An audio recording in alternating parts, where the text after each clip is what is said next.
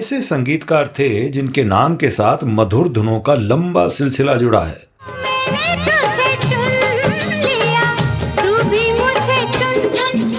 उन्होंने बतौर गीतकार ऐसे अर्थपूर्ण नगमों की रचना की कि फिल्मों में हिंसा और आक्रामकता के बावजूद उनके गीत लोकप्रियता की ऊंचाइयों तक पहुंचे।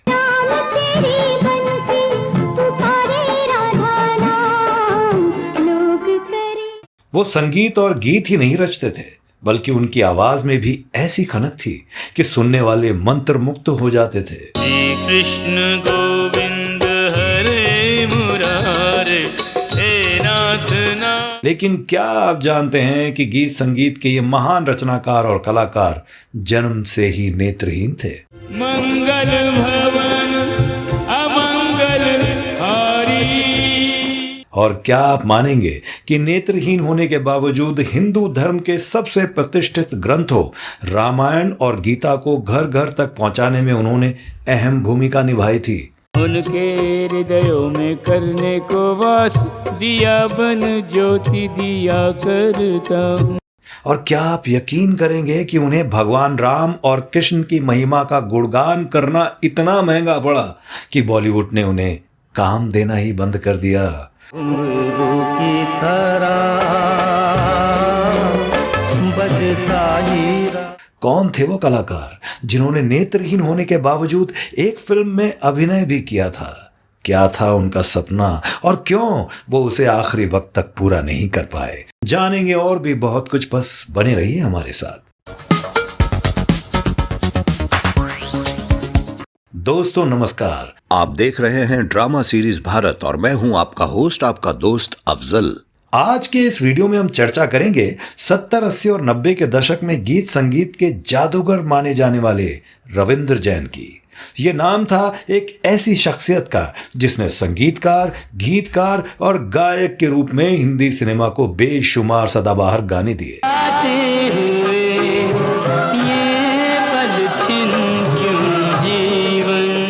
रविंद्र जैन का जन्म 28 फरवरी 1944 को अलीगढ़ के संस्कृत के पंडित और आयुर्वेदाचार्य इंद्रमणि जैन की संतान के रूप में हुआ था।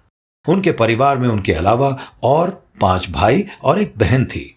रविंद्र बचपन से ही नेत्रहीन थे और 4 साल की उम्र में ही उनके पिता ने उनके लिए घर पर ही संगीत की शिक्षा की व्यवस्था कर दी थी। उन्होंने अलीगढ़ के ब्लाइंड स्कूल से शिक्षा प्राप्त की और वो मंदिर में भजन गाने लगे। मंदिर में भक्ति गीत गाते गाते रविंद्र जैन को एहसास हुआ कि उन्हें संगीत के क्षेत्र में ही अपना करियर बनाना चाहिए। लिहाजा उन्होंने G.L. जैन, जनार्दन शर्मा और नाथुराम जैसे संगीत के महारथियों से संगीत की बारीकियां सीखी। रविंद्र जैन ने काफी सालों तक संगीत की ट्रेनिंग ली। बाद में वो संगीत के शिक्षक के तौर पर कोलकाता चले गए। उन्होंने गायक के रूप में भी स्थापित होना चाहा, लेकिन सफलता नहीं मिली, क्योंकि उस दौर में रविंद्र जैन को देश के 5 रेडियो स्टेशनों में ऑडिशन के दौरान नकार दिया गया। कोलकाता में रहने वाले उनके गुरु राधे श्याम झुनझुनवाला एक फिल्म बनाना चाह रहे थे। फिल्म में संगीत देने के लिए वो रविंद्र जैन को अपने साथ मुंबई ले आए। वो साल था 1969। राधे श्याम झुनझुनवाला फिल्म बना रहे थे जिसका नाम था लोरी। 14 जनवरी 1971 को रविंद्र जैन ने अपने संगीत निर्देशन में पहला गीत मोहम्मद रफी से रिकॉर्ड करवाया। इसके बाद फिल्म लोरी के लिए ही रविंद्र जैन ने लता मंगेशकर से 4 गीत और 1 गीत लता और आशा से गवाया। हालांकि राधे श्याम फिल्म लोरी को पूरा तो नहीं कर पाए, फिर भी रविंद्र जैन की खुशी का ठिकाना नहीं था। उन्हें खुशी थी कि पहली ही फिल्म में उन्हें मोहम्मद रफी, लता जी और आशा जी जैसे दिग्गज गायक कलाकारों को गवाने का मौका मिला था। रविंद्र जैन के संगीत निर्देशन में जो पहली फिल्म रिलीज हुई थी वो थी 1972 में कांच और हीरा। इस फिल्म में रविंद्र जैन ने फिर रफी साहब से एक गीत गवाया जिसके बोल थे, नजर आती नहीं मंजिल। नजर आती नहीं मंजिल तड़पने। इसी गाने को उन्होंने फीमेल वॉइस में हेमलता जी से भी गवाया, जिसके साथ आगे चलकर उनकी जोड़ी खूब लोकप्रिय हुई। नजर आती नहीं मंजिल। इसके अलावा फिल्म कांच और हीरा में उन्होंने एक और डुएट गीत भी रफी साहब और लता जी की आवाज में गवाया था, जो खासा लोकप्रिय हुआ। ये भीगी फिजाएं इन्हीं में खो जाए। इस फिल्म में अर्थपूर्ण गीतों को भी रविंद्र जैन साहब ने ही लिखा था। हालांकि ये फिल्म बॉक्स ऑफिस पर तो फेल हो गई, लेकिन रविंद्र जैन फेल नहीं हुए। गाने खासे लोकप्रिय हुए और बतौर गीतकार व संगीतकार उनकी खूब प्रशंसा हुई। 1973 में राजश्री प्रोडक्शन की फिल्म सौदागर ने रविंद्र जैन की किस्मत के दरवाजे खोल दिए। इस फिल्म के गीत तेरा मेरा साथ रहे और सजना है मुझे सजना के लिए आज भी गुनगुनाए जाते हैं। तेरा मेरा साथ रहे, तेरा मेरा साथ रहे। फिल्म के मुख्य कलाकार थे अमिताभ बच्चन, नूतन और पद्मा खन्ना। सजना है मुझे सजना के लिए जरा उलझी। सौदागर के गीतों को लता मंगेशकर, मोहम्मद रफी, किशोर कुमार, आशा भोसले और मन्ना डे जैसे दिग्गज कलाकारों ने गाया था। हर हंसी चीज का मैं तलबगार हूँ, रस का फूलों का। इस फिल्म के लोकप्रिय गीतों के बोल भी रविंद्र जैन साहब ने ही लिखे थे। दूर है किनारा गहरी नदी की। इसके बाद तो रविंद्र जैन को राजश्री प्रोडक्शन ने आगे की कई फिल्मों के लिए अनुबंधित कर लिया। हालांकि उन्हें इसी साल B.R. इशारा की फिल्म हाथी के दांत भी मिली, लेकिन उसमें 2 ही गाने थे जो लोगों की जुबान पर चढ़ नहीं पाए। इसके बाद 1974 में रिलीज हुई N.N. सिप्पी की फिल्म चोर मचाए शोर में रविंद्र जैन को मौका मिला।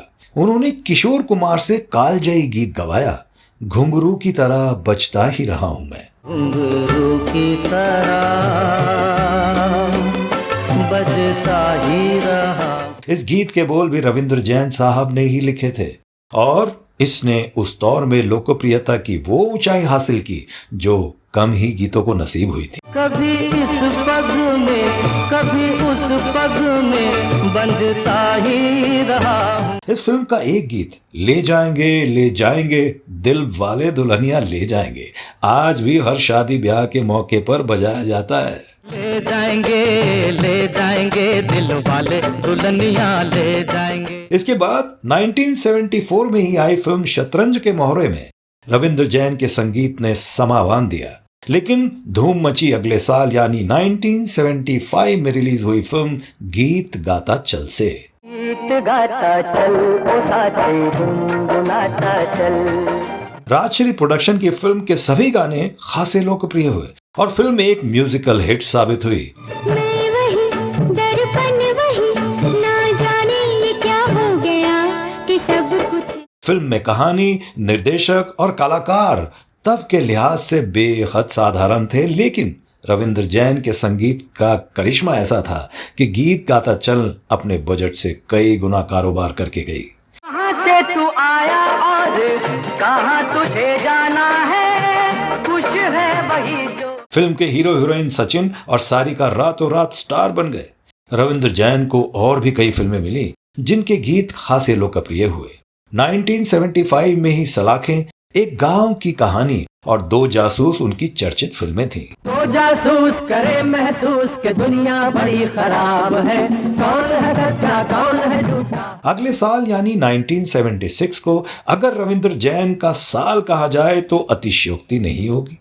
उन्होंने उस साल 7 फिल्मों का संगीत दिया, जिनमें से कई संगीत के लिहाज से लोकप्रियता के आसमान पे पहुंच गए। N.N. सिप्पी के पृथ्वी पिक्चर की फिल्म फकीरा के गीतों ने फकीरा को सुपरहिट का दर्जा दिलवाया। हिम्मत ना हार, चल चला चल अकेला, चल चला चल अकेला। शशि कपूर, शबाना आजमी और डैनी की अदाकारी से सजी ये फिल्म बॉक्स ऑफिस पर शानदार कलेक्शन करके गई। दिल में तुझे बिठा के कर लूंगी। इसके बाद आई राजश्री प्रोडक्शन की फिल्म तपस्या, जिसे रविंद्र जैन के मधुर संगीत ने खासी लोकप्रियता दिलवाई। प्रख्यात लेखिका आशापूर्ण देवी की कहानी पर आधारित इस फिल्म को कल्ट क्लासिक का दर्जा हासिल है। इस फिल्म में मुख्य कलाकार थे परीक्षित साहनी और राखी। फिल्म को नेशनल फिल्म अवार्ड मिला और राखी को बेस्ट एक्ट्रेस का फिल्म फेयर पुरस्कार। कोई कितने ही पल तोड़े उसे तो है ढलते जाना रे। उसी साल राजश्री प्रोडक्शन की एक और फिल्म चिच्चोर के संगीत ने धूम मचा दी।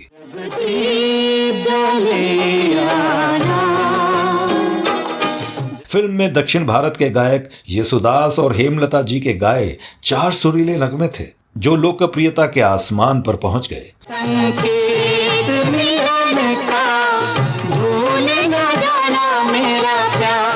येसुदास ने हालांकि उसी साल रिलीज एक दूसरी फिल्म छोटी सी बात से हिंदी फिल्मों में शुरुआत की थी, लेकिन फिल्म चिच्चोर ने उन्हें शिखर पर पहुंचा दिया। उनके गाए गाने गोरी तेरा गांव बड़ा प्यारा के लिए उन्हें उस साल का नेशनल अवार्ड भी मिला।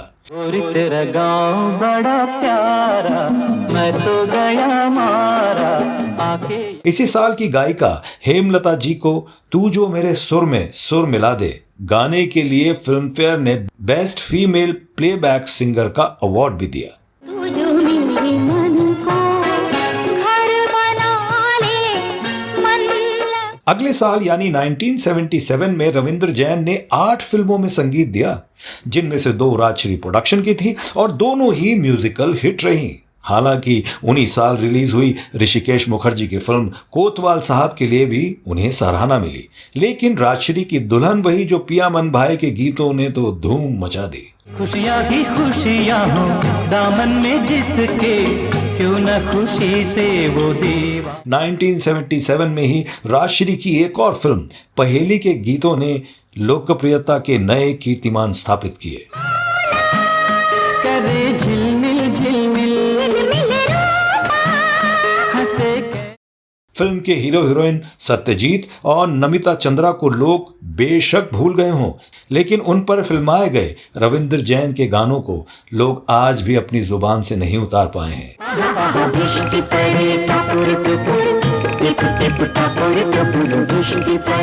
1977 में आई उनकी अन्य फिल्में 16 शुक्रवार, महाबदमाश, डाकू और महात्मा और राम भरोसे थी। बड़ो भाई राम भरोसे राम भरोसे राम भरोसे। 1978 एक तरह से रविंद्र जैन का ही साल माना गया। उस साल उनकी 4 फिल्में रिलीज हुई और चारों ही सुपरहिट साबित हुई। उस साल की उनकी फिल्म देवर फिल्म्स के बैनर तले रिलीज हुई मेरा रक्षक के गीत खासे लोकप्रिय हुए। सबको छुट्टी मिली मुझको मिली क्यों नहीं, सबको छुट्टी। उसी साल रिलीज राजश्री प्रोडक्शन की अखियों के झरोकों से रविंद्र जैन को इस फिल्म के गानों ने उस आसमान पर पहुंचा दिया जहां पहुंचना कम ही संगीतकारों के लिए संभव हो पाता है। फिल्म सुपरहिट रही। अखियों की झरोखों से मैंने देखा जो सावन। इसमें कई सिनेमाघरों में प्लैटिनम जुबली तक मनाई। ये उनकी लोकप्रियता का आलम था कि B.R. चोपड़ा ने रवि को छोड़ रविंद्र जैन को 1978 में आई पति पत्नी और वो के संगीत की उन्हें जिम्मेवारी दी। ठंडे पानी से नहाना चाहिए। चोपड़ा का रविंद्र जैन से संबंध इसके बाद उनकी अगली फिल्म इंसाफ का तराजू में भी कायम रहा।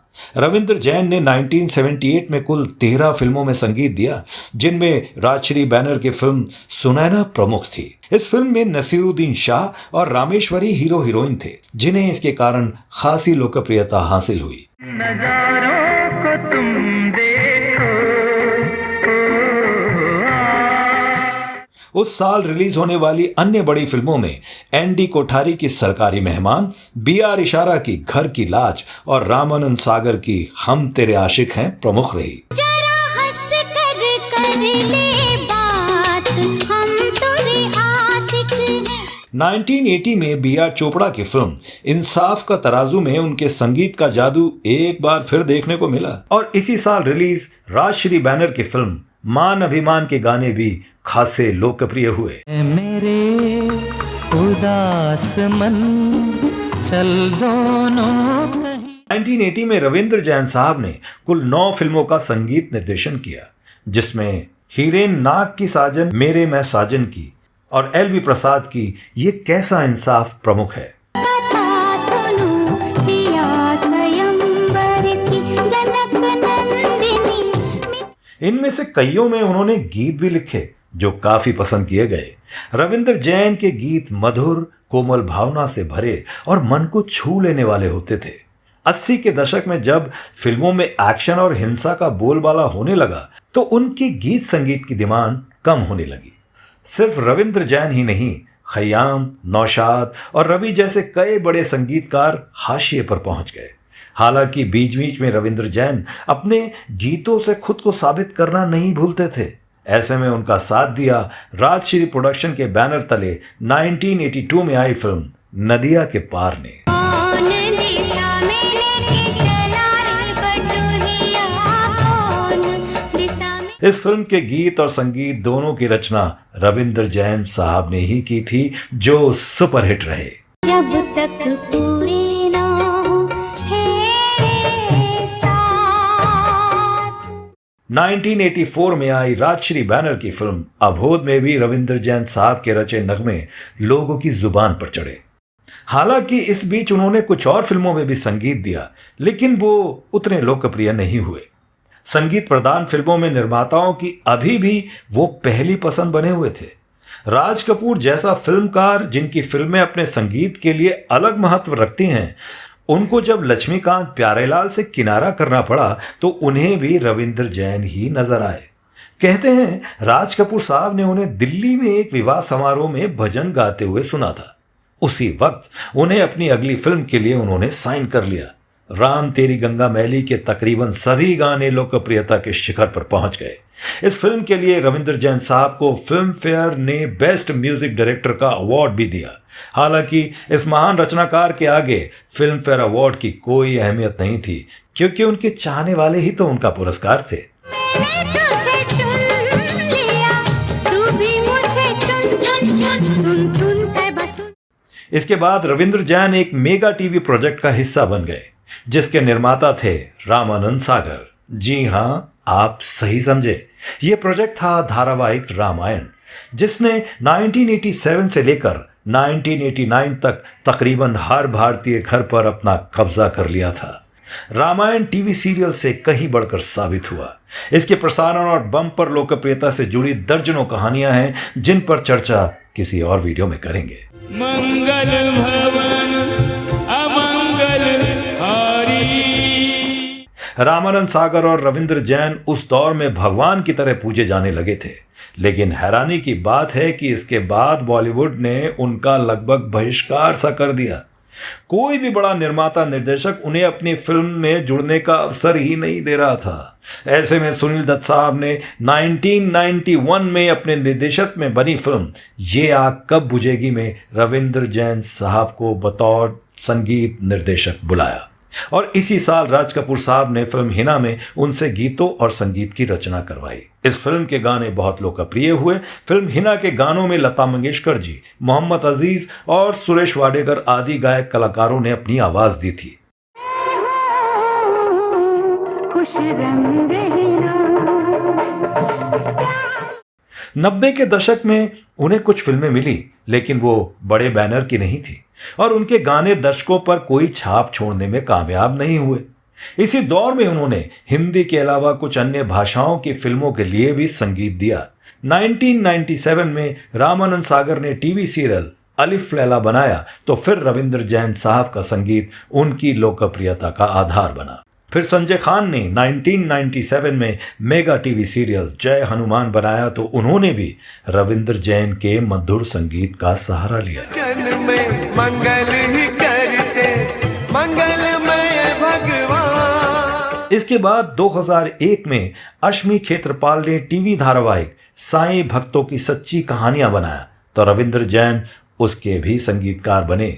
उसके बाद 2003 में महारथी कर्ण और 2005 में साईं बाबा जैसे धारावाहिकों में भी उन्हें संगीत देने के लिए बुलाया गया।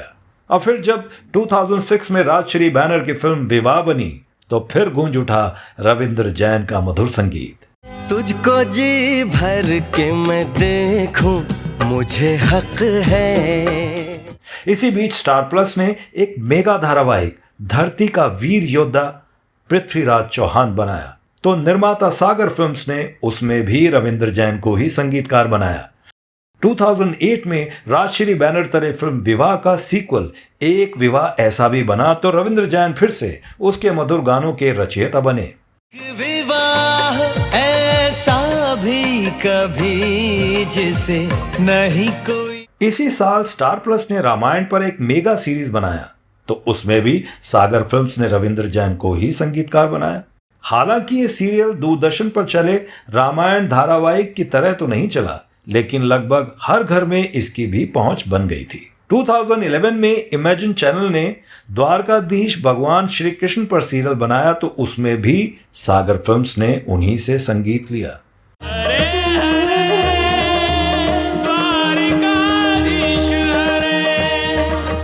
जैसा कि हम पहले ही बता चुके हैं, रविंद्र जैन एक उम्दा गीतकार और लेखक थे। उनकी गजलों का संग्रह दिल की नजर से 2014 में प्रकाशित हुआ। उसके अलावा उन्होंने कुरान का अरबी भाषा से सहज उर्दू जबान में अनुवाद किया। साथ ही उन्होंने श्रीमद् गीता का सरल हिंदी पदानुवाद भी किया। उनकी पुस्तक रविंद्र रामायण और रविंद्र गीता भी खासी लोकप्रिय है। इतना ही नहीं, आत्मकथा सुनहरे पल भी उनके प्रशंसकों के बीच खासी लोकप्रिय है। उन्हें भारत सरकार ने 2050 में पद्मश्री से सम्मानित किया। रविंद्र जैन श्रीमद् भागवत, सामवेद और उपनिषदों का सरल हिंदी में अनुवाद कर रहे थे, लेकिन वक्त ने साथ नहीं दिया। 2 सालों से किडनी की बीमारी ने उनके सर्जन पर गहरा असर डाला और इसी बीमारी की वजह से 9 अक्टूबर 2015 को उनका निधन हो गया। तो दोस्तों, आपको ये वीडियो कैसा लगा हमें कमेंट करके अवश्य बताएं। अगर आपको रविंद्र जैन साहब के बारे में और भी कोई जानकारी है तो वो हमारे कमेंट बॉक्स में आप लिख कर बताएं। तो अब दीजिए अपने होस्ट और अपने दोस्त अफजल को इजाजत। नमस्कार।